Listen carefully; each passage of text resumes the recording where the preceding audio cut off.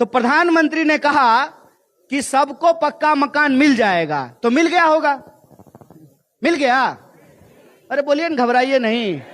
Jail में इतनी जगह नहीं है कि 140 करोड़ लोगों को जेल में डाला जा सके। डरिए मत, डरने की जरूरत नहीं है। तो पक्का मकान मिला नहीं मिला? इसका मतलब आप झूठ बोल रहे हैं।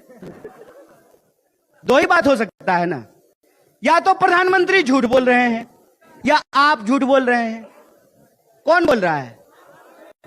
तो प्रधानमंत्री झूठा है ना, तो झूठा को झूठा नहीं बोलेंगे, नंगा को नंगा नहीं बोलेंगे, सच को सच नहीं बोलेंगे, दिन को दिन नहीं बोलेंगे, रात को रात नहीं बोलेंगे। तुम्हारा राज है, तुम्हारा राज है क्या?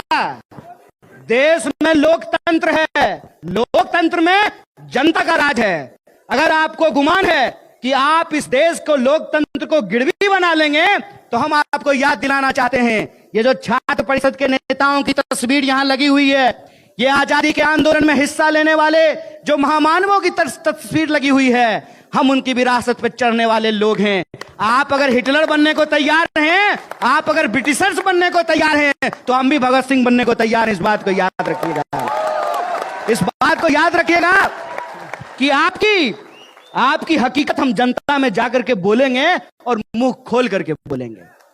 आपने बोला था ना, हमने नहीं बोला था, आपने बोला था कि 15 लाख सबके खाते में पहुंचाया जाएगा। कहां है 15 लाख? किसके खाते में आया है? 5 किलो अनाज देकर के 15 लाख का सवाल गायब कर दिए हैं? और उसमें भी बेईमानी। कह रहे हैं कि 80 करोड़ लोगों को अनाज दे रहे हैं। किसको दे रहे हैं? गरीब लोग को ना। इसका मतलब आपके राज्य में 80 करोड़ लोग गरीब हो गए। 140 में से 80 करोड़ लोग गरीब ही हो गए। तो अमीर कौन हुआ? अमीर हुआ इनका दोस्त। इनकी जो दोस्ती है ना, जिसके फ्लाइट पर चढ़ करके घूमते हैं, और उनके लिए जब सवाल पूछा गया कि बताइए प्रधानमंत्री जी, जिसके फ्लाइट में चढ़ करके घूम रहे थे आप, उसके खाते में, उसकी सेल कंपनी में 20,000 करोड़ किसके हैं? तो कहे कि हम आपको पार्लियामेंट से बाहर कर देंगे। हाय रे मूर्ख!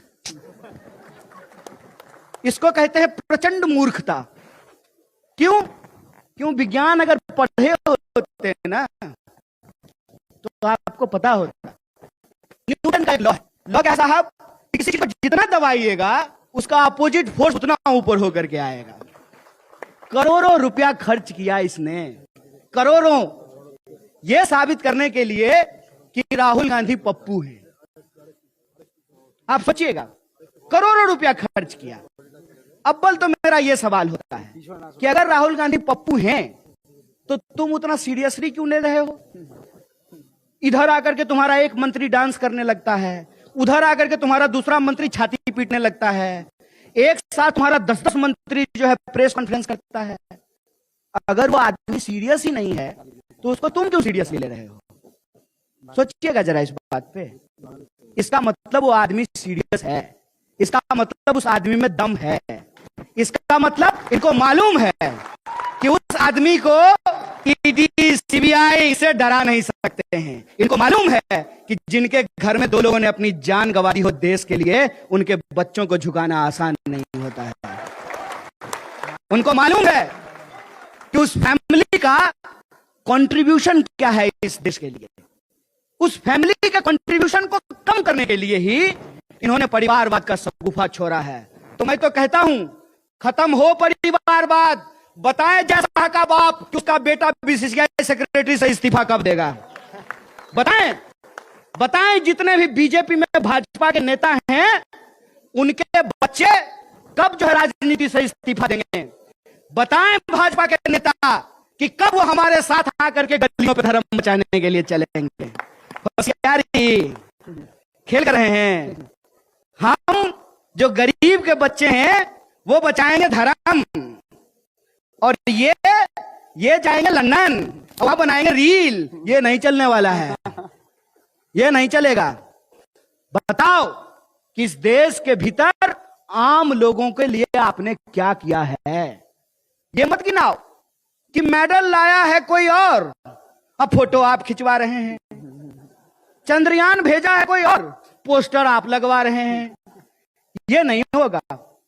और अगर आप इसका क्रेडिट ले रहे हैं, अगर वैक्सीन के सर्टिफिकेट पे प्रधानमंत्री का फोटो है, तो कोरोना के दौरान जिन लोगों की जान गई उनके डेथ सर्टिफिकेट पे भी मोदी का फोटो लगाओ, भी मोदी जी का क्रेडिट है। यह नहीं होगा। अच्छा तुम्हारा, खराब खराब किसी और का, यह खेल नहीं चलेगा। और सबसे जरूरी बात कि जो आरोप आप अपोजिशन पे लगाते हैं, उस आरोप का जवाब आपके पास क्या है। मेरे बारे में भी बोलते हैं, व्हाट्सएप पे मैसेज भेजते हैं कि टुकड़े टुकड़े गैंग का सरगना है, तो ताल ठोक करके कहते हैं, रे टुकड़े टुकड़े गैंग का अगर हम सरगना हैं तो तुम क्या कर रहे हो, भाजिया बेच रहे हो? बोलो क्या कर रहे हो? कौन है देश का गृह मंत्री? जयशाह का पिताजी? किसकी सरकार है देश में? बीजेपी की। क्या दावा कर रहे हैं कि अब की बार 400 पार कर लेंगे, तो क्यों नहीं कुछ कर रहे हो? क्योंकि तुम झूठे हो। तुम्हारे पास झूठ की ताकत है, हमारे पास सच की ताकत है। हमारा इतिहास इस देश के लिए जान गंवाने का इतिहास है, और तुम्हारा इतिहास इस देश के खिलाफ अपना ईमान बेचने का इतिहास है। इस बात को याद रखना। और तुम्हारी तमाम कोशिशों के बावजूद सच्चाई सामने आ जाएगी। लोगों को यह पता चलने लगेगा कि आपने किस तरीके से इस देश के लोगों को ठगा है। मुझे एक साथी ने कहा कि क्या आपको लगता है भाजपा के राज में विकास नहीं हो रहा है? हम बोले हो रहा है। कौन बोला नहीं हो रहा है? 50 रुपए का पेट्रोल 100 रुपए में मिल रहा है, बताइए विकास हुआ कि नहीं हुआ? 450 का सिलेंडर 1200 में मिल रहा है, विकास हुआ कि नहीं हुआ? 45 साल में सबसे ज्यादा बेरोजगारी हो गई, विकास हुआ कि नहीं हुआ? यह है आम लोगों का सवाल। यह है इस देश के नौजवानों का सवाल कि हर साल लगभग 5.5 लाख इंजीनियर होते हैं और 1.5 लाख लोगों को भी नौकरी नहीं मिलती है। हकीकत यह है कि एक टीचर की बहाली होती है ना, रेलवे स्टेशन पे, मंदिरों में, गुरुद्वारों में, चर्चों में, मस्जिदों में, धर्मशालाओं में रहने की जगह नहीं मिलती है। यह हकीकत है कि एक तो बहाली आती नहीं है, अगर बहाली आएगी तो पेपर लीक हो जाएगा। यह हकीकत है कि पेपर लीक होने के बाद भी जिन लोगों को नौकरी मिलेगी उनको नियुक्ति पत्र नहीं मिलेगा, और जिनको नियुक्ति पत्र मिल जाएगा, मैं खोज रहा हूं कोई पुलिस वाला है कि नहीं? नहीं है। जिसको नियुक्ति पत्र मिल जाएगा तो उसको यह सोचना चाहिए ना, किस देश के सांसद को पेंशन मिलेगा? अक्सर अगर मैं गलत नहीं हूं तो पेंशन है ना सांसदों को? ठीक बात है। अगर सांसद को पेंशन मिलेगा तो कांस्टेबल को पेंशन क्यों नहीं मिलेगा? बताइए बताइए।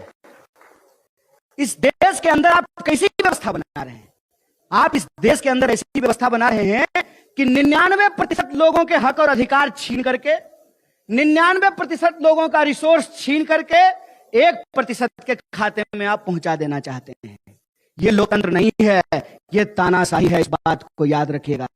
इस बात को याद रखिएगा कि लकड़ी को काटने वाली जो कुल्हाड़ी होती है ना, उसके पीछे भी लकड़ी ही लगा होता है। लोकतंत्र का इस्तेमाल करके, जमहूरियत का इस्तेमाल करके आए दिन जमहूरियत का गला घोटा जा रहा है। और जो लोग इनसे सवाल पूछने लगते हैं उनको या तो केस करते हैं, उनके ऊपर झूठा मुकदमा करते हैं, जेल में डालते हैं, हमला करते हैं, डराते हैं, या अपने दोस्त के चंदे के पैसे से उसका ईमान खरीदने की कोशिश करते हैं। तो मैं छात्र परिषद के एक एक कार्यकर्ताओं से अपील करना चाहता हूं कि हमारे सामने गंभीर चुनौती है। बात देखने और दिखावे की नहीं है। अगर हम उसी राजनीतिक पैटर्न पे चले, देखने और दिखावे पे, तो इस बात को याद रखिएगा, जमहूरियत नहीं बचेगा। और जमहूरियत नहीं बचेगा ना, तो फिर इस देश में लोकतांत्रिक संस्थाएं भी नहीं बचेगी। जब लोकतांत्रिक संस्थाएं नहीं बचेगी तो पब्लिक सेक्टर भी नहीं बचेगा, और पब्लिक सेक्टर नहीं बचेगा ना, तो फिर आने वाले समय में कोई आंगनबाड़ी का बच्चा पीएचडी नहीं कर पाएगा।